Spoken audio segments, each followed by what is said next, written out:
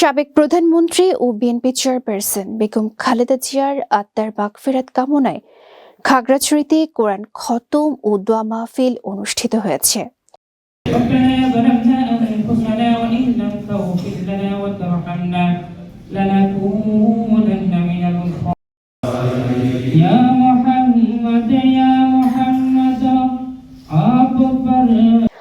আসরের নামাজে জেলা শহরের আদালত সড়কস্থ জেলা বিএনপির কার্যালয়ে এই আয়োজন করা হয়।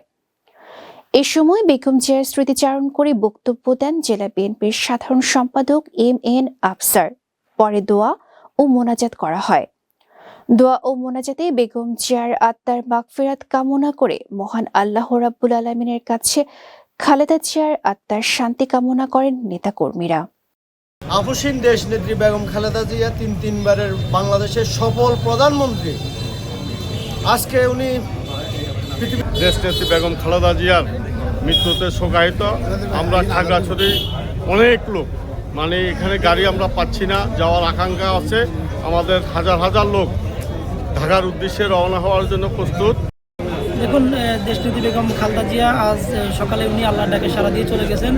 আমরা আমাদের তৃণমূল নেতাকর্মী থেকে শুরু করে সারা বাংলাদেশের সাধারণ মানুষ দেশনেত্রী বেগম খালেদা জিয়াকে মন থেকে শ্রদ্ধা করে এবং ভালোবাসে। দেশনেত্রীর মৃত্যুর সংবাদ শুনে সবাই আমরা মর্মাহত শোকাহত। দেশনেত্রী বেগম খালেদা জিয়াকে এক নজর দেখার জন্য খাগড়াছড়ি অনেক তরুণ সমাজের মানুষ, আমরা যারা দল করি, দলের বাইরেও অনেক তরুণ প্রজন্ম বেগম খালেদা জিয়াকে এক নজর দেখার জন্য তারা অধীর আগ্রহী আছে। আপনারা জানেন, দেশনেত্রী বেগম খালেদা জিয়ার একটা দীর্ঘদিনের লড়াই সংগ্রামের একটা বর্ণাঢ্য রাজনৈতিক ক্যারিয়ার ছিল। উনি দেশের জন্য, গণতন্ত্রের জন্য লড়াই করেছেন। উন্নয়নমূলক কর্মকাণ্ড উদ্বোধন করছেন, উনি ভিত্তিপ্রস্তর স্থাপন করছেন এবং উন্নয়নমূলক যে কর্মকাণ্ডগুলো হয়েছে এগুলার ফলক উন্মোচন করছেন। যে ঢাকার উদ্দেশ্যে ইতিমধ্যে অনেকেই রওনা দিয়েছে এবং আমরাও সন্ধ্যা থেকে শুরু করব।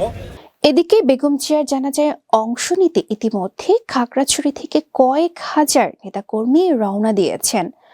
ঢাকায় যেতে শহরের দলীয় কার্যালয়ের সামনে জড়ো হচ্ছেন অনেক বিএনপি নেতাকর্মীগণ।